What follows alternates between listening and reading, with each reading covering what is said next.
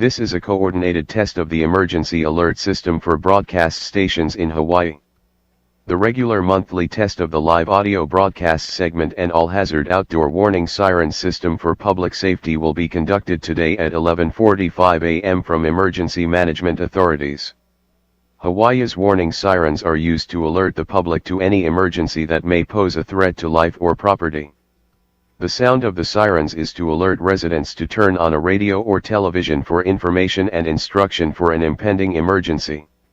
Instruction may also be provided by a cellular wireless emergency alert. Hawaii emergency management officials recommends residents prepare an emergency kit of a minimum of 14 days of food, water, medical, and other essential supplies. Always be prepared. Sent from the State of Hawaii Emergency Operations Center.